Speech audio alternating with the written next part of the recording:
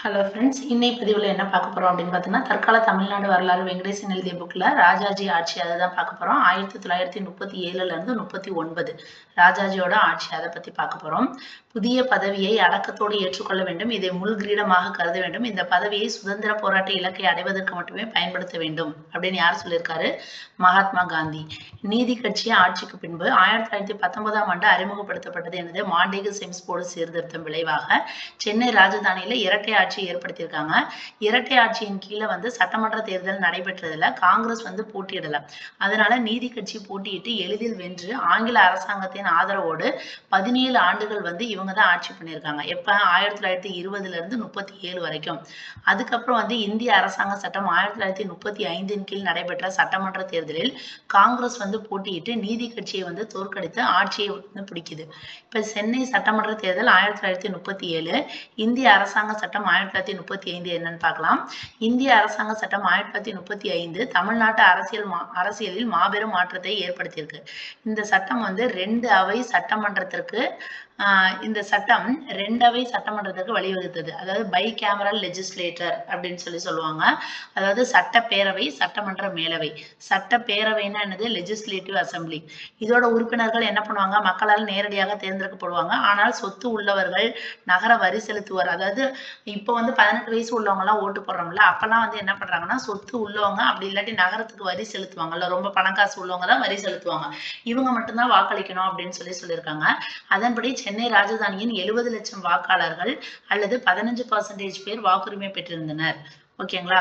சென்னை ராஜதானியில எவ்வளவு பேருக்கு மட்டும்தான் வாக்குரிமை கிடைச்சிருந்திருக்குது? 15. அதாவது 15%னா 100 பேர் மக்கள் இருக்காங்கன்னா அதுல வெறும் 15 பேருக்கு மட்டும்தான் வாக்குரிமை கிடைச்சிருக்குது. ஓகேங்களா? அதன்படி சென்னை ராஜதானியில 70 லட்சம் வாக்காளர்கள். ஓகேங்களா? அப்ப அவங்க மட்டும்தான் ஓட்டு போட்டு சட்டப்பேரவைக்கான உறுப்பினர்களை செலக்ட் பண்றாங்க. அடுத்து சட்டமன்ற மேலவை, அதாவது லெஜிஸ்லேட்டிவ் கவுன்சில் அப்படிம்பாங்க. ஓகேவா? இது அசம்பிளி, இது கவுன்சில். இதில் 54 இருந்து 56 உறுப்பினர்கள் இருப்பாங்க. இதுல எவ்வளவு உறுப்பினர்கள் இருக்காங்க? 54 இருந்து 56. இது ஒரு நிலையானது. கவர்னரால கூட இதை கலைக்க முடியாது. 3 ஆண்டுகளுக்கு ஒரு முறை 3ல் 1 பங்கு உறுப்பினர்கள் பதவி விலகுவார்கள். ஓகேங்களா? 3 years once 3ல 1 பங்கு உறுப்பினர்கள் பதவி விலகிட்டே இருக்கிறாங்க.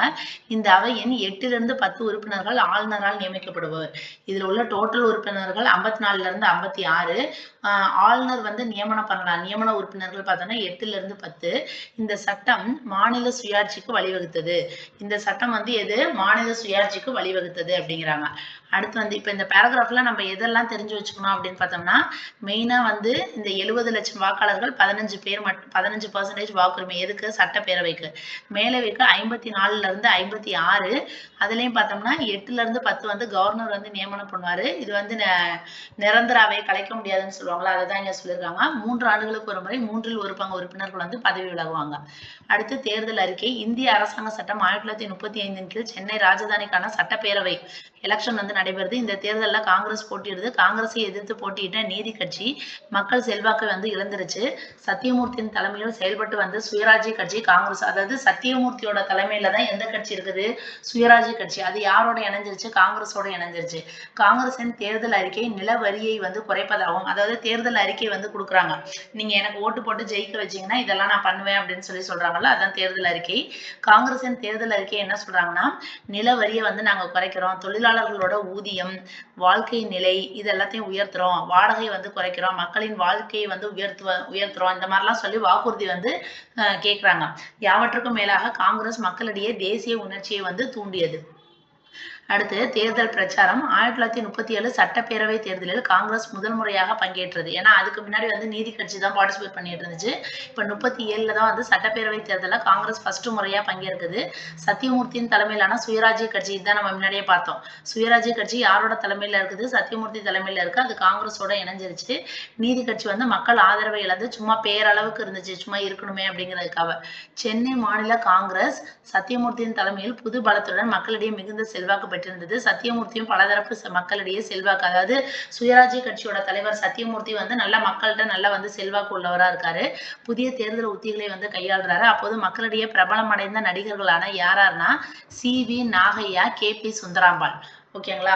சி.வி. நாகையா, கே.பி. சுந்தரம்மாள், அதாவது அவங்க படத்துல நடிக்கிறவங்கள வந்து என்ன பண்றாங்க, தேர்தல் பிரச்சாரத்துக்கு யூஸ் பண்ணிக்கிறாங்க. அதாவது அப்பயே வந்து இந்த மாதிரியான ஒரு உத்திகளை வந்து கையாண்டிருக்காரு. மக்கள்கிட்ட யார் நல்லா பிரபலமா தெரிவாங்களோ அவங்கள கூட்டிட்டு வந்து பேச விட்டோம் அப்படின்னோம்னா, அவங்கள இப்ப கே.பி. சுந்தரம்மாளை கொஞ்சம் பேருக்கு பிடிக்கும்ல, அவங்க எல்லாம் என்ன பண்ணுவாங்க, எந்த கட்சிக்காக வந்து பேச வராங்களோ அந்த கட்சிக்கு வந்து ஓட் போடுவாங்க. இந்த மாதிரி கான்செப்ட்லாம் இப்ப நடந்துட்டு இருக்குல்ல, இது வந்து அப்பவே வந்து புதுவிதமான தேர்தல் உத்திகளை கையாண்டவர் யாருன்னு பார்த்தோம்னா இந்த சத்தியமூர்த்தி. ஓகேங்களா. என்ன பண்றாங்க, சி.வி. நாகையா, கே.பி. சுந்தரம்மாள் அப்படிங்கிறவங்கள தேர்தல் பிரச்சாரத்திற்கு கூட்டிட்டு வந்து பேச வச்சிருக்காங்க. இதுவும் வந்து வெற்றி அடைகிறதுக்கு ஒரு காரணம். அவர் வெளியிட்ட பிரச்சார குறுந்திரைப்படத்தை அரசாங்கம் தடை செய்தது. அதாவது அவங்க வந்து அந்த பிரச்சாரத்திற்காக ஒரு ஷார்ட் ஃபில்ம்னு சொல்லுவாங்கல்ல, ஷார்ட் ஃபில்ம் மாதிரி ஏதோ பண்ணியிருக்காங்க. அதை வந்து கவர்மெண்ட் வந்து தடை பண்ணிருச்சான். சத்தியமூர்த்தியின் சூறாவளி தேர்தல் பிரச்சாரத்தின் போது காந்திக்கு வாக்களியுங்கள், மஞ்சள் பெட்டிக்கே உங்கள் ஓட்டு என்று ஒரே கோஷத்தை எழுப்பினார். சத்தியமூர்த்தி ஒரே தேர்தல் பிரச்சாரத்துல அவர் கேட்கறது என்ன, காந்திக்கு வாக்களியுங்கள், மஞ்சள் பெட்டிக்கே உங்கள் ஓட்டு அப்படின்னு சொல்லிட்டு ஒரே கோஷத்தை வந்து எழுப்பியிருக்காரு. அவர் வாக்காளர்களின் ஆதரவை பெறுவதில் வல்லவர். காங்கிரசின் தேர்தல் அறிக்கை மக்கள் மனதை கவரும் பல வாக்குறுதிகள், அதாவது மக்களுக்கு பிடிச்ச மாதிரியான நிறைய அறிக்கைகள் வந்து காங்கிரஸ் வந்து கொடுத்திருக்குது. நீதி கட்சியின் சார்பாக ஆற்காடு ராமசாமி முதலியார், இது எல்லாமே காங்கிரஸ் சார்பா இப்ப வந்து இதெல்லாம் பண்ணிட்டு இருக்கிறாங்க. ஓகேங்களா. காங்கிரஸ் சார்பாக தான் இப்போ மேலே உள்ள நம்ம இந்த இது பார்த்தது எல்லாமே சத்தியமூர்த்தி இது எல்லாமே சேர்ந்து பண்ணிட்டு இருக்கிறாங்க. இப்போ வந்து ஆப்போசிட்ல நிற்கிறவங்க யாரு, நீதி கட்சி. அவங்க நீதி கட்சி சார்பாக யார் இருக்காங்கன்னா ஆற்காடு ராமசாமி முதலியார், அவர் வந்து பிரச்சாரம் பண்றாரு. அந்த கட்சியின் பிராமணர் ஆதிக்க பிரச்சாரம் மக்களிடையே எடுபடவில்லை. மாறாக காங்கிரசின் தேச விடுதலை போராட்டம் பேச்சு வாக்காளர்களிடையே, அதாவது இவங்க நீதி கட்சி பேசுறது ஏதோ மக்கள் காதில் வந்து விழுகல. ஆல்ரெடி காங்கிரஸ் வந்து ஒரு தேச விடுதலை போராட்டம் இந்த மாதிரிலாம் ரொம்ப உற்சாகமா நம்பிக்கை இந்த மாதிரிலாம் கொடுக்கறதுனால அவங்களோட கருத்துக்கள் தான் அவங்க மக்களுக்கு வந்து ரொம்ப பிடிச்சிருந்திருக்குது. இந்த தேர்தலில் காங்கிரஸ், நீதி கட்சி தவிர சென்னை மாநில முஸ்லீம் லீக், சென்னை மக்கள் கட்சி, முஸ்லீம் முன்னேற்ற கட்சி, சுயேட்சைகள், அதாவது ரெண்டு வந்து மெயின் கட்சி காங்கிரஸ் நீதி கட்சி. அது இல்லாம சென்னை மாநிலத்துக்கு முஸ்லீம் லீக், சென்னை மக்கள் கட்சி, முஸ்லீம் முன்னேற்ற கட்சி, இது இல்லாம சுயேட்சைகள், இது மாதிரியான நிறைய கட்சிகள் வந்து போட்டியிட்டு இருக்கிறாங்க. இப்ப தேர்தல் முடிவுகள் 1937 சென்னை சட்டப்பேரவை தேர்தல் முடிவுகள் பிப்ரவரி மாதம் வெளியிடப்பட்டது.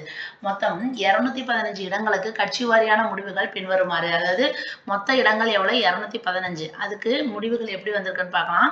காங்கிரஸ் வந்து 159, மொத்தம் வந்து 215 215. அதுல காங்கிரஸ் எவ்வளவு 159, நீதி கட்சி வந்து 18. ஓகேங்களா. நீதி கட்சி 18 வயசு ஆயிடுச்சுனாலே நீதி கேட்பாங்க அப்படின்னு ஞாபகம் வச்சுக்கலாம். 18 வயசு ஆனாலே நீதி கேட்பாங்க.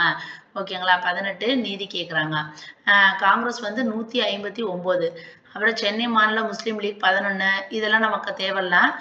முக்கியமா நம்ம தெரிஞ்சுக்கிறது வந்து காங்கிரஸ் வந்து 159, நீதி கட்சி வந்து 18 வயசு ஆனா நீதி கேட்பாங்க அப்படின்னு ஞாபகம் வச்சுக்கலாம். நீதி கட்சி 18, 159 வந்து என்ன பண்ணிக்கலாம், காங்கிரஸ் வந்து 159. இந்த மாதிரிலாம் சுயேட்சைகள் இது மாதிரிலாம் எல்லாம் வந்து இது பண்ணியிருக்காங்க. நாட்டுக்கோட்டை நகரத்தார் சங்கத்தின் சார்பாக நீதி கட்சியினர் ஆதரவோடு ராஜா முத்தையா செட்டியாரும், தென்னிந்திய வர்த்தகத்தின் சார்பாக டி கிருஷ்ணமாச்சாரியும், இதெல்லாம் நமக்கு தேவையில்ல. எக்ஸாம் பாயிண்ட் ஆஃப் வியூ என்னவோ அதை மட்டும் பார்த்துக்கலாம். நீதி கட்சியோட பிரபலங்களான முதலமைச்சர் பொப்பிலி அரசர், வெங்கடகிரி குமாரராஜா, பி.டி. ராஜன், ஏ.பி. பாட்ரோ, ராமநாதபுரம் ராஜா ஆகியோர் தோற்று போயினர். அதாவது நீதி கட்சியில முக்கியமான பிரபலங்களா உள்ளவங்களே வந்து எல்லாருமே வந்து தோல்வி அடைஞ்சிட்டாங்க. ஓகேங்களா. இதுக்கு முன்னாடி நீதி கட்சி தானே ஆட்சி பண்ணிட்டு இருந்துச்சு. அந்த 1920 to 37 அந்த சமயத்துலலாம் சிஎம்மா இருந்தவங்க வந்து பொப்பிலி அரசர், இவங்கெல்லாம் கூட வந்து தோத்துட்டாங்க. அதனால காங்கிரஸ் வந்து மாபெரும் வெற்றி பெற்றிருக்குது. ஓகேங்களா. அடுத்து ராஜாஜியோட அரசாங்கம், இடைக்கால அரசாங்கம். இந்திய அரசாங்க சட்டம் 1935 கீழ் மாநில ஆளுநருக்கு சிறப்பு அதிகாரங்கள் வழங்கப்பட்டதால் காங்கிரஸ் வெற்றி பெற்ற சென்னை, ஐக்கிய மாகாணம், மத்திய மாகாணம், பம்பாய், பீகார், ஒரிசா, வடமேற்கு எல்லை மாகாணம் ஆகிய மாகாணங்களில் அரசாங்கம் அமைப்பதில்லை என்று அகில இந்திய காங்கிரஸ் முடிவு செய்தது. அதாவது இந்திய அரசாங்க சட்டம் 1935 கீழே மாநில ஆளுநருக்கு என்ன பண்றாங்க, சிறப்பு அதிகாரங்கள் வழங்கப்பட்டதால், அதாவது ஆளுநருக்கு வந்து நிறைய அதிகாரங்கள் வந்து கொடுக்குறாங்க. ஓகேங்களா. அதனால வந்து காங்கிரஸ் என்ன பண்ணிருக்கு, இந்த மாதிரியான நாங்க வெற்றி பெற்ற இடங்கள்லாம் நாங்க வந்து இருக்க முடியாது, ஏன்னா நீங்க ஆளுநருக்கு நிறைய வந்து ரைட்ஸ் கொடுக்குறீங்க அப்படிங்கிற மாதிரி அவங்க வந்து முடிவு பண்ணியிருக்காங்க. அந்த முடிவின்படி சென்னை சட்டமன்ற தலைவராக தேர்ந்தெடுக்கப்பட்ட ராஜாஜி அரசாங்கம் அமைக்க முன்வரவில்லை. அதன்படி சென்னை இப்ப வந்து அவங்க தானே ஜெயிச்சிருக்காங்க, சென்னை சட்டமன்ற தலைவராக வரணும். ஆனா அங்க ஆளுநருக்கு இவங்க அதிகாரம் கொடுக்கறதுனால ராஜாஜி கவர்மெண்ட் வந்து நாங்க வந்து முன்வர முடியாது அப்படின்னு சொல்லிட்டாங்க. எனவே சென்னை ஆளுநர் எர்ஸ்கின் பிரபு, எதிர்கட்சியை சேர்ந்த வி.எஸ். சீனிவாச சாஸ்திரியை கொண்டு இடைக்கால அரசாங்கத்தை அமைக்க ஏற்பாடு செய்தார். அப்ப இருந்தாலும் இப்ப வந்து எலெக்ஷன் முடிஞ்சிருச்சு. அப்போ வந்து யாராச்சும் ஒரு அந்த சட்டப்பேரவையில இருக்கணும் தானே. அப்ப இவங்க வந்து அமைக்க வர முடியாதுன்னு சொல்றாங்க. அப்ப இவர் என்ன பண்றாரு, ஆளுநர் எர்ஸ்கின் பிரபுன்னு ஒருத்தர் இருக்காரு. அவர் வந்து என்ன பண்றாருன்னா எதிர்கட்சியை சேர்ந்த VS ஸ்ரீனிவாச சாஸ்திரி அவரை வச்சு ஒரு இடைக்கால அரசாங்கத்தை வந்து பண்ணலாம் அப்படின்னு சொல்லிட்டு அவர் ஏற்பாடு பண்றாரு. ஆனால் சாஸ்திரி ஆளுநரின் அழைப்பை ஏற்க மறுத்துவிட்டார். எதிர்கட்சி தலைவராக உள்ள VS சீனிவாச சாஸ்திரியும் நான் வர முடியாது அப்படின்னு சொல்லிட்டாங்க. அதன் பின்பு நீதி கட்சியை சேர்ந்த கூர்ம வெங்கட ரெட்டியை முதலமைச்சராக கொண்ட இடைக்கால அரசாங்கத்தை அமைத்தார் ஆளுநர் எர்ஸ்கின். அதுக்கப்புறம் என்ன பண்ணிருக்காங்க, நீதி கட்சியில உள்ள கூர்ம வெங்கட ரெட்டி யாரை ஃபர்ஸ்ட் கூப்பிட்டாரு, VS சீனிவாச சாஸ்திரிய வந்து கூப்பிட்டாரு. அவர் வந்து முடியாதுன்னு சொல்லிட்டாரு. அதனால கூர்ம வெங்கட ரெட்டி அவரை வந்து என்ன பண்ணிருக்காரு, அவரை கூப்பிட்டு நீங்க வந்து சிஎம்மா இருங்க அப்படின்னு சொல்லிட்டு ஆளுநர் எர்ஸ்கின் வந்து கூப்பிடுறாரு. அவரை வச்சு இடைக்கால அரசாங்கத்தை வந்து அமைக்கிறாங்க. 1937 ஜூன் 22 வைஸ்ராய் லின்லித்கோ காங்கிரசின் கோரிக்கையை ஏற்றுக்கொண்டதால் அந்த கட்சி வெற்றி பெற்ற மாநிலங்களில் அரசாங்கம் அமைக்க சம்மதித்தது. இப்ப 1937 ஜூன் 22 யார் இருக்காங்க, வைஸ்ராய் லின்லித்கோ இருக்காரு. அவர் வந்து என்ன சொல்றாரு, காங்கிரஸோட கோரிக்கையை வந்து ஏத்துக்கிட்டாங்க. அதனால அந்த கட்சி எங்கெங்கெல்லாம் வெற்றி பெற்றுச்சோ அந்த மாநிலங்கள்ல வந்து நீங்களே வந்து அரசாங்கம் அமைங்க அப்படின்னு சொல்லிட்டு இவர் வந்து ஓகே சொல்லிட்டாரு. ஃபர்ஸ்ட் வந்து அந்த யாரு லார்ட் எர்ஸ்கின் வந்து வெங்கட ரெட்டியை வச்சுதான் ஒரு இடைக்கால அரசாங்கத்தை அமைச்சிருக்காரு. அப்புறம் 1937 ஜூன் 22 தான் வந்து யார் வராங்க, லின்லித்கோ. இவர் காங்கிரசின் கோரிக்கையை ஏற்றுக்கொண்டதால் நீங்க எங்கெல்லாம் வின் பண்ணீங்களோ அந்த இடத்துல நீங்க வந்து அரசாங்கம் அமைக்க ஓகே சொல்லிட்டாரு. அதன்படி சென்னை ராஜதானியில் ராஜாஜியின் தலைமையில் 1937 ஜூலை 15 முதல் காங்கிரஸ் அரசாங்கம் அமைக்கப்பட்டது. அப்ப அவங்க எலெக்ஷன்ல வின் பண்ணி ரிசல்ட் வந்தது எப்ப, நம்ம ஃபர்ஸ்டே பார்த்தோம் 1937 ஜனவரியிலே வந்து ரிசல்ட் வந்துச்சு. ஓகேங்களா, அந்த மாதிரிதான் வந்துச்சு. இதுக்கு முன்னாடி நம்ம பார்த்தோம்ல, ஜனவரியிலே வந்து ரிசல்ட் வந்திருக்கும். பிப்ரவரி மாதம், சாரி, 1937 தேர்தல் முடிவுகள் வந்து பிப்ரவரி மாதமே வெளியிட்டாங்க. ஆனா இவங்க வந்து ஆளுநருக்கு நீங்க ரைட்ஸ் கொடுக்கறதுனால நாங்க சிஎம் ஆக முடியாது, நாங்க அமைச்சரவை பண்ண முடியாது அப்படிங்கிற மாதிரி இவங்க ஒதுக்கிட்டாங்க. இப்ப லாஸ்ட்ல வந்து ஜூன் 22 வந்து லின்லித்கோ வந்ததுக்கு அப்புறமேல அவர் ஓகே சொன்னதுக்கு அப்புறம் சென்னையில வந்து ராஜாஜியோட தலைமையில காங்கிரஸ் அரசாங்கம் அமைக்கிறாங்க. அந்த தேதி என்ன நோட் பண்ணிக்கோங்க, 1937 ஜூலை 15. இப்ப இந்த மாதிரி நீங்க படிச்சுட்டு ஒரு பேப்பர்ல வந்து அப்படியே அந்த பாயிண்ட்டை மட்டும் நோட் பண்ணி வச்சோம்னா அதை மட்டும் திருப்பி திருப்பி பார்த்தாலே நமக்கு நல்லா ஞாபகத்துல வந்துடும். அது எப்படிங்கிறது நான் அடுத்த வீடியோல உங்களுக்கு நான் சொல்றேன். அந்த மாதிரி நோட்ஸ் எடுத்து வச்சிருக்கேன், அதை நான் சொல்றேன் உங்களுக்கு. அடுத்து பார்த்தோம்னா புலுசு சாம்பமூர்த்தி அவைத் தலைவராகவும் ருக்மணி லட்சுமிபதி துணை அவைத் தலைவராகவும் பதவி பொறுப்பேற்றார். அப்ப இவர் வந்து காங்கிரஸ் அரசாங்கம் ராஜாஜியோட தலைமையில. அப்புறம் ஸ்பீக்கர் வேணும்ல, அவை தலைவர். ஸ்பீக்கர் யாருன்னா புலுசு சாம்பமூர்த்தி. அவை தலைவர் யாருன்னா புலுசு சாம்பமூர்த்தி. அதுலயும் துணை அவைத் தலைவர் யாருன்னா ருக்மணி லட்சுமிபதி. ஓகேங்களா, சரிங்களா. ஒருத்தவங்க வீடியோல கூட எனக்கு கமெண்ட்ல சொல்லியிருந்தாங்க, ஓகேங்களா அப்படின்னு சொல்லாதீங்க, சரிங்களான்னு சொல்லுங்க அப்படின்ட்டு. நான் அதை வந்து ட்ரை பண்றேன், எனக்கு பழக்க இதுல அப்படியே வந்துருது. அடுத்து பார்த்தோம்னா அமைச்சரவை. ராஜாஜி 1937 ஜூலை 15, அதாவது எப்போ வந்து அமைச்சரவை பொறுப்பேற்கிறாங்க, 1937 ஜூலை 15. அவரது அமைச்சரவையில் டி பிரகாசம், சுப்பராயன், VV கிரி, பெசவாடா கோபால ரெட்டி, TSS ராஜன், மௌலானா, இந்த மாதிரி நிறைய பேர் இருக்கிறாங்க. ராஜாஜி அமைச்சரவையில் S சத்தியமூர்த்தி இடம்பெறவில்லை. ஆக்சுவலா இந்த இது வின் பண்றதுக்கு மெயினான ரீசன் யாரு, S சத்தியமூர்த்தி தான். நிறைய இது வந்து சுயராஜ்ய கட்சியோட தலைவர்னு பார்த்தோம் அவரோட. ஆனா ராஜாஜி அமைச்சரவையில வந்து சத்தியமூர்த்தி வந்து இடம்பெறல. ஆக்சுவலா இது நமக்கு வந்து கேள்வியில கூட கேட்கலாம், ராஜாஜி அமைச்சரவையில் இது மாதிரி சத்தியமூர்த்தி இடம்பெற்றாரா இல்லையா அப்படின்னோம்னா, நமக்கு இந்த புக்கு நம்ம படிக்கலன்னா நமக்கு நார்மலா என்ன தோணும், சத்தியமூர்த்தி இடம்பெற்றிருக்க வாய்ப்பு இருக்குன்னு தான் நமக்கு தோணும். பட் ஆனா அவர் வந்து இடம்பெறவில்லை, அதுதான் வந்து குறிப்பிடத்தக்கது. அடுத்து சட்ட சாதனைகள். ராஜாஜி ஆட்சி பொறுப்பேற்றவுடன் சில சமுதாய சீர்திருத்த நடவடிக்கைகளை கால இழப்பின்றி மேற்கொண்டார். விவசாயிகளோட கடனை வந்து அதாவது அதுக்கு முன்னாடி இவங்க வந்து தேர்தல் வாக்குறுதிகள் கொடுத்தாங்கல்ல, அதுல எல்லாம் நிறைய விஷயங்களை உடனே பண்றாங்க. விவசாயிகளோட கடன் தள்ளுபடி சட்டம், அது எப்பன்னா 1938 37 ஆட்சியை பிடிக்கிறாங்க. 38 அடுத்த வருஷமே, அப்படி ஞாபகம் வச்சுக்கலாம். 37 இவங்க 37 ஜூலை 15 ஆட்சிக்கு வராங்க. 38 மார்ச்ல என்ன பண்றாங்க, விவசாயிகளோட கடனை வந்து தள்ளுபடி பண்றாங்க. இந்த சட்டம் மாநில விவசாயிகளை கடன் பிடியிலிருந்து விடுவித்து நிம்மதி பெருமூச்சு விடை செய்தது.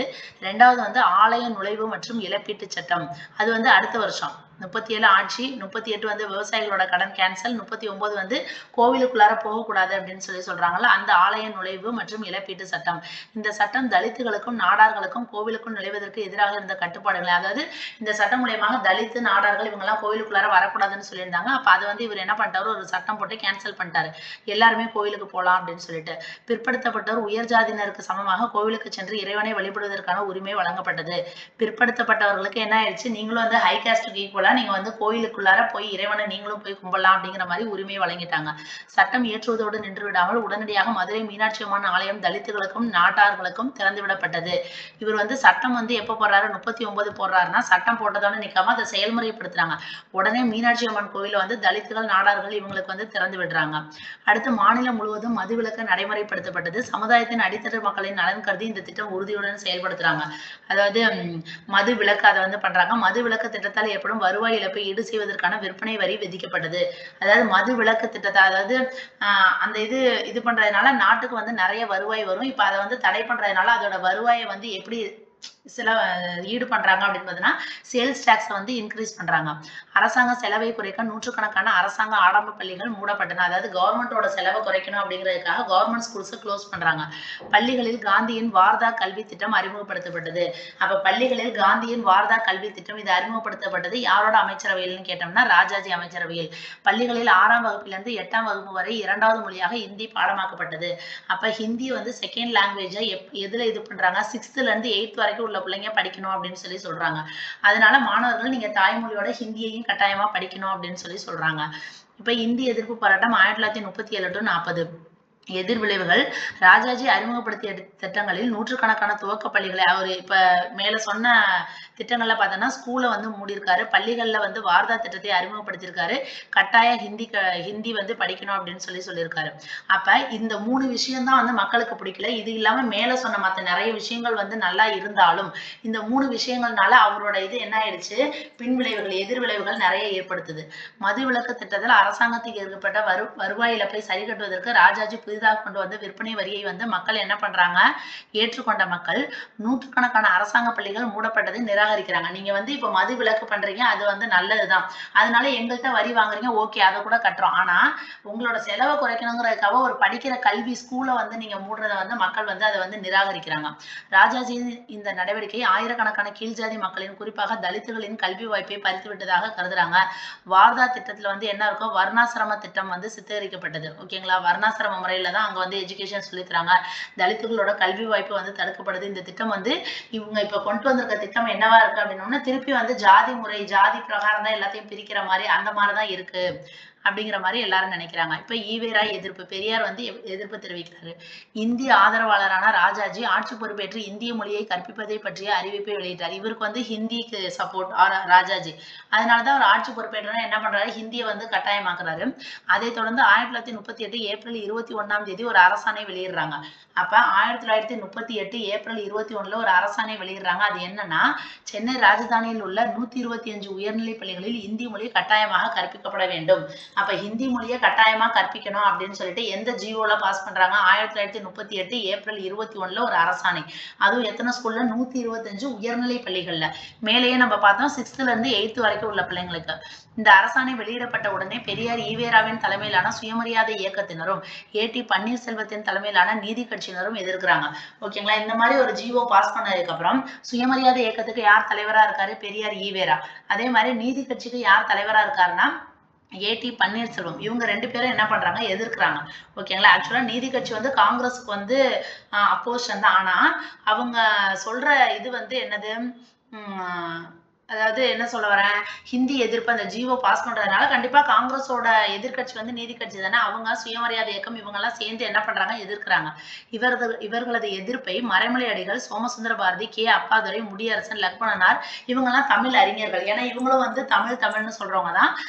ஹிந்தியை வந்து இது பண்றத அவங்க எதிர்க்கிறாங்க. யாராரு, பெரியாரும் பன்னீர்செல்வமும் அவங்களோட சேர்ந்து இந்த தமிழ் அறிஞர்களும் வந்து எதிர்க்கிறாங்க. போராட்டத்துக்கு ஆதரவு 1937 டிசம்பர் மாதம் வேலூரில் நடைபெற்ற சைவ சித்தாந்த மகா சமாஜ மாநாட்டில் சைவ தலைவர்கள் பள்ளிகளில் இந்தி சொல்லிக் கொடுப்பதை எதிர்க்கிறாங்க. ஓகேங்களா, பெண்களும் அதிக அளவில் இந்த போராட்டத்தில் வந்து பங்கேற்கிறாங்க. மூவலூர் ராமாமிர்தம், நாராயணி, வாப்பா, தாமரைக்கனி, முன்னகர் அழகியார், டாக்டர் தர்மாமாள், மலர் முகத்தம்மையார், பட்டம்மாள், சீத்தம்மாள் அவங்கெல்லாம் வந்து அதாவது லேடிஸ் வந்து நிறைய இதுல கலந்துக்கிறாங்க. அவங்கெல்லாம் வந்து கைது செய்யப்படுறாங்க. தமிழ்நாடு பெண்கள் மாநாட்டில் கூடிய பெண்களும் இந்திய எதிர்ப்பு போராட்டத்துக்கு ஆதரவு அளிக்கிறாங்க. அதாவது தமிழ்நாடு பெண்கள் மாநாடு அது எப்ப நடக்குதுன்னா 1938 நவம்பர் 13ல நடைபெறுது. அப்ப தமிழ்நாட்டு பெண்கள் மாநாடு எப்ப, 1938 நவம்பர் 13. அதுல வந்து இந்திய எதிர்ப்பு போராட்டத்துக்கு இவங்க இவங்களும் வந்து சப்போர்ட் பண்றாங்க. காஞ்சி ராஜகோபாலாச்சாரி போன்ற பிராமணர்களும் இந்த போராட்டத்தில் பங்கேற்றனர் என்பது குறிப்பிடத்தக்கது. அதாவது காஞ்சியில உள்ள ராஜகோபாலாச்சாரி அவங்க வந்து பிராமின்ஸ் தான், ஆனா அவங்களும் என்ன பண்றாங்க, இந்த போராட்டத்துல கலந்துக்கிறாங்க அப்படின்னு சொல்லியிருந்தது குறிப்பிடத்தக்கது. தமிழ் பேசும் முஸ்லிம்களும் ஆதரவு அளிச்சிருக்காங்க. இந்திய எதிர்ப்பு போராட்டம் அனைத்து தரப்பினரும் கலந்து கொண்ட ஒரு மக்கள் இயக்கமாக மாறிடுச்சு. இதோட உள்நோக்கம் பாருங்க, பள்ளி மாணவர்கள் வந்து இந்தியை கட்டாயமாக கற்க வேண்டும் என்ற ராஜாஜியின் கல்வி திட்டத்துக்கு உள்நோக்கம் கற்பிக்கப்பட்டு எதிர்கட்சிகள் குறிப்பாக பெரியார் என்ன பண்றாருன்னா சுயமரியாதை இயக்கம் போர்க்கொடி, அதாவது அவர் ஹிந்தியை கத்துக்க சொல்றதுல வந்து உள்நோக்கம் இப்படிலாம் இருக்கு அப்படிங்கிற மாதிரி நிறைய விஷயங்கள் பெரியார் எடுத்து சொல்லி இவரோட சுயமரியாதை இயக்கத்தை வந்து இன்னும் கொஞ்சம் நல்லா இது பண்றாங்க. கட்டாய இந்தி எதிர்ப்பு பெரிய போராட்டமாக உருவெடுத்து விரிவடைந்தது. 3 ஆண்டுகள் நீடித்த இந்த போராட்டத்தின் போது உண்ணாவிரதம், ஆர்ப்பாட்டம், கருப்பு கொடி ஊர்வலம், மறியல்கள், கண்டனங்கள், இந்தி எதிர்ப்பு மாநாடுகள் இதெல்லாமே வந்து நடத்துறாங்க. ஓகேங்களா? 3 வருஷமா இது நடக்குது. 1938 ஜூலை 1 தேதியும் டிசம்பர் 3 தேதியும் இந்தி எதிர்ப்பு நாட்களாகவே அனுசரிக்கப்பட்டன. அப்ப இந்தி எதிர்ப்பு நாட்கள்னு சொல்லிட்டு 2 நாட்கள் இருக்குது. அது என்னன்னா 1938 ஜூலை 1, டிசம்பர் 3. ஓகேங்களா? 1938 ஜூலை 1, டிசம்பர் 3 இந்த 2 தேதி வந்து இந்தி எதிர்ப்பு நாட்கள். இந்த போராட்டம் ராமநாதபுரம், திருநெல்வேலி, சேலம், தஞ்சாவூர், வட ஆற்காடு ஆகிய தமிழ் பேசும் மாவட்டங்களில் தீவிரமடைந்தது. நிலைமை கட்டுக்கடங்காமல் போயிற்று. இப்ப அடுத்து சமரச தீர்வு. இந்தி மொழிக்கல்வி பற்றி ஆளும் காங்கிரஸ் கட்சியினரிடையே கருத்து ஒற்றுமை இல்லை. அதாவது இந்தி மொழிக்கல்வி குறித்து அந்த ஆளுங்கட்சியா உள்ளவங்க யாரு, காங்கிரஸ், அவங்கள்ட்டயே வந்து ஒரு கருத்து ஒற்றுமை இல்லை. ஏன்னா ராஜாஜி வந்து இந்தி ஓகேன்னு சொல்றாங்க, நிறைய பேர் இந்தி வேணான்னு சொல்லி அவங்களுக்குள்ளாரே ஒரு இது. ஹிந்தி ஆதரவாளரான ராஜாஜி இதில் விடாப்பிடியாக இருந்தார். நிலைமை கட்டுமீறி செல்வதை தடுக்கும் பொருட்டு சத்தியமூர்த்தியும் சர்வப்பள்ளி ராதாகிருஷ்ணனும் ஒரு சமரச தீர்வை கூறினார். இந்த சத்தியமூர்த்தி யாருன்னு தெரியுதுங்களா? சுயராஜ்ய கட்சியோட தலைவர். அந்த காங்கிரஸ் வெற்றி பெறதுக்கு இவரும் ஒரு ரீசனா இருந்திருப்பாரு. அந்த சத்தியமூர்த்தியும் சர்வப்பள்ளி ராதாகிருஷ்ணனும் ஒரு தீர்வு கொண்டு வரலாம், இது வந்து இப்படியே போயிட்டே இருக்கு அப்படின்னு நினைச்சிட்டு, அதாவது இந்தியை வந்து விருப்பமானமாக சொல்லிக் கொடுப்பதே அந்த தீர்வாகும். அதாவது ஹிந்தியை வந்து கட்டாயம்னு சொல்ல வேணாம், விருப்ப பாடமா வச்சுக்கலாம் அப்படிங்கிறது இதுக்கு தீர்வு அப்படிங்கிற மாதிரி இவங்க 2 பேரும் சொல்றாங்க. ஆனால் ராஜாஜி என்ன பண்றாரு, இதுக்கு வந்து சம்மதிக்கவில்லை. ஏன்னா அவர் வந்து அதை கட்டாய பாடமா ஆக்கணும்னு சொல்றாங்க. இவங்க 2 பேரும் பிரச்சனையை வந்து சரி பண்றதுக்காக இது வந்து ஒரு விருப்ப பாடமாக வச்சுக்கலாம்னு சொல்றாங்க. அவர் ஒத்துக்கலான்ட்டாரு. இந்திய எதிர்ப்பு போராட்டத்தை சட்டம் ஒழுங்கு பிரச்சனையாக பார்த்த ராஜாஜி போலீஸ் தீர்வுக்கான, அப்ப இது வந்து இந்திய எதிர்ப்பு போராட்டம் இப்படி போராட்டம் பண்ணிட்டே இருக்கிறாங்க, நம்ம சொல்றதையும் கேட்க மாட்டேங்கிறாங்கன்னா இப்ப இது வந்து சட்டம் ஒழுங்கு பிரச்சனை ஆகுது அப்படின்னு சொல்லிட்டு போலீஸை கூப்பிட்டாதான் இது வந்து சரியாகும் அப்படிங்கிற மாதிரி ராஜாஜி நினைக்கிறாரு. அடுத்து போராட்டம். இந்திய எதிர்ப்பு போராளிகள் போலீஸ் தாக்குதலை எதிர்கொள்றாங்க. சில இடங்களில் இந்த போராட்டங்கள் வன்முறையில் முடிந்தது. ஆயிரக்கணக்கானோர் வந்து போலீஸ் தடியடிக்கு உள்ளாயிறாங்க. 1198 பேர்லாம் கைது செய்யப்படுறாங்களாம். பெண்கள், கை குழந்தைகளோட சிறைக்கு போறாங்க. இந்த போராட்டத்தின் போது தாளமுத்து, நடராசன் ஆகிய இருவரும் உயிரிழந்தனர். அப்ப ஹிந்தி எதிர்ப்பு போராட்டத்தின் போது உயிரிழந்த 2 பேர் யாருன்னு பார்த்தோம்னா தாளமுத்து அண்ட் நடராசன், இவங்க 2 பேரும் உயிரிழந்திருக்காங்க. 1179 பேர் தண்டிக்கப்படுறாங்க. பெரியாருக்கு 1000 அபராதமும் 1 ஆண்டு கடுங்காவல் தண்டனையும். அப்ப ஹிந்தி எதிர்ப்பு போராட்டத்தினால பெரியார் வந்து ஜெயிலுக்கு போறாரு, 1000 ரூபாய் ஃபைனும். அண்ணாதுரை 4 மாதங்கள் சிறை தண்டனை பெற்றார். அப்ப பெரியாருக்கு 1 வருஷம், அண்ணாதுரைக்கு வந்து 4 மாதங்கள். 1939 ஜூன் 7 தேதி போராட்டத்தில் பங்கேற்று கைதான அனைவரும் விடுவிக்கப்படுறாங்க. அப்ப அந்த ஹிந்தி எதிர்ப்பு போராட்டத்துக்கு கைது பண்றாங்களா, அவங்க எல்லாம் எப்ப ரிலீஸ் ஆகுறாங்கன்னா 1939 ஜூன் 7. பிரிட்டிஷ் அரசாங்கத்துக்கு எதிராக அகில இந்திய காங்கிரஸ் எடுத்த முடிவின்படி காங்கிரஸ் ஆட்சி செய்த மாநில முதலமைச்சர்கள் பதவி விலகினர். அதாவது பிரிட்டிஷ் அரசாங்கத்துக்கு எதிராக, ஓகேங்களா, பிரிட்டிஷ் கவர்மெண்ட்டுக்கு எதிராக அகில இந்திய காங்கிரஸ் எடுத்த முடிவின்படி காங்கிரஸில் ஆட்சி செய்த மாநில முதலமைச்சர்கள் எல்லாருமே என்ன பண்றாங்க, பதவி விலகுறாங்க. அதன்படி அப்ப சிஎம் எல்லாமே இவங்கெல்லாம் பதவி விலகுறதுனால ராஜாஜியோட அமைச்சரவை என்ன ஆகுது, பதவியிலிருந்து விலகியது. அவர் எப்ப விலகுறாரு, 1939 அக்டோபர் 20. 1939 அக்டோபர் 20 ராஜாஜி அமைச்சரவை பதவியிலிருந்து விலகுறாரு.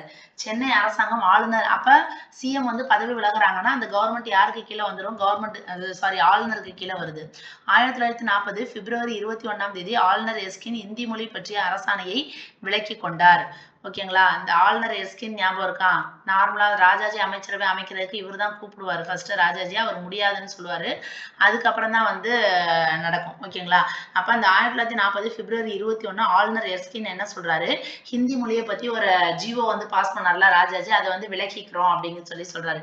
இந்தி வந்து விருப்ப பாடமாக அறிவிக்கப்பட்டது. பெரியார் வந்து இந்தி எதிர்ப்பு போராட்டத்தை என்ன பண்ணிட்டாரு, அவரும் வந்து விலக்கிக்கிட்டாரு. அடுத்து சக்கரவர்த்தி ராஜகோபாலாச்சாரி பல பரிணாமங்களை கொண்ட ஆளுமை பெற்றிருக்காரு. அவர் வந்து ஒரு அப்பழுக்கற்ற தேசியவாதி, இந்திய விடுதலை போராட்ட வீரர், சமூக சேவகர், சட்ட நிபுணர், அரசியல் விவேகி, சிந்தனையாளர், இலக்கிய படைப்பாளி, மத்திய மாநில அரசியலில் பிரதான பங்கேற்றவர், தமிழ்நாட்டில் சமூக சீர்திருத்தத்தின் முன்னோடி, கிராம மக்களின் குறிப்பாக தலித் மக்களின் முன்னேற்றத்திற்கு முன்னுரிமை கொடுத்திருக்காரு. பிற்படுத்தப்பட்டவர் ஆலய நுழைவுக்கெல்லாம் நிறைய பண்ணியிருக்காரு. சட்ட அங்கீகாரம் கொடுத்திருக்காரு. மது விலக்கை மாநிலம் முழுவதும் நடைமுறைப்படுத்தியிருக்காரு. மொழிவழி மாகாணங்கள் மக்களிடையே பிராந்திய மனப்பான்மையை ஊதி வளர்க்கும் என்று அப்படின்னு சொல்லி நினைச்சிருந்தாரு. ராஜாஜி குறைகளுக்கு அப்பாற்பட்டவர் அல்ல.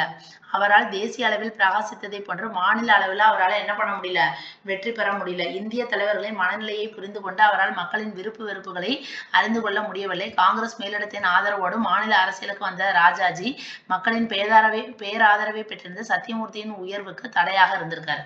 ஓகேங்களா. இவர் என்ன பண்ணிருக்காரு, மாநில அரசியலுக்கு ராஜாஜி வர்றப்ப இங்க மக்கள்கிட்ட நல்லா பேர் போனவர் யாரு, சத்தியமூர்த்தி. இது நம்ம ஏற்கனவே பார்த்தோம். சத்தியமூர்த்தி யாரு, சுயராஜ்ய கட்சியோட தலைவர். ஆனா அவர் உயர்றதை இவர் தடுக்கிறாரு. தமிழ்நாடு காங்கிரஸ் இரண்டாக பிளவுபட காரணமானவரே யாரு, ராஜாஜி தான். இவரது மொழிக் கொள்கை, ஏன்னா இவர் கொண்டு வந்த அந்த ஹிந்தி கட்டாய பாடம் அப்படின்னு சொல்றது காங்கிரஸ்குள்ளாரே பிளவு வர்றதுக்கு ரீசனா இருக்குது. இவரது மொழிக் கொள்கை தமிழக மக்களை இந்தி எதிர்ப்பாளர்கள் ஆக்கிவிட்டது. ராஜாஜியின் பிடிவாத போக்கு அவரது ஆக்கப்பூர்வமான, அதாவது இவர் நிறைய சாதனைகள் பண்ணாலும் அந்த ஒரு சில விஷயங்கள் சொல்றத புரிஞ்சுக்காம அந்த மாதிரி ரொம்ப பிடிவாதமா இருக்கிறதுனால அவருடைய சாதனைகள் எல்லாமே நமக்கு மறந்துடுது. ஓகேங்களா. ஒருத்தன் எவ்வளவு நல்லவனா இருந்தாலும் ஒரு சில ஏதாச்சும் கெடுதல் பண்றப்ப அந்த நல்ல விஷயங்கள் எதுவும் தெரியாதுன்னு சொல்லுவாங்களா, அந்த மாதிரிதான். எனினும் ராஜாஜி இந்திய அரசியல் மணற்பரப்பில் அழியாத காலடி சுவடுகளை விட்டு சென்றுள்ளார் என்பதில் ஐயமில்லை. இவர்தான் என் மனசாட்சியின் காவலர் என்றார் காந்தி. இது உண்மையான வார்த்தைகள். அதாவது காந்தி சொல்லியிருக்காரு, ராஜாஜி இந்த மாதிரி இப்படி இருந்தாலும் இந்திய அரசியல் மணற்பரப்பில் அழியாத காலடி சுவடுகளை விட்டு சென்றவர் என்பதில் ஐயமில்லை. இவர்தான் என் மனசாட்சியின் காவலர். மனசாட்சியின் காவலர் அப்படின்னு சொல்லிட்டு ராஜாஜியை யார் சொல்லியிருக்காங்க, காந்தி சொல்லியிருக்காரு. சரிங்களா.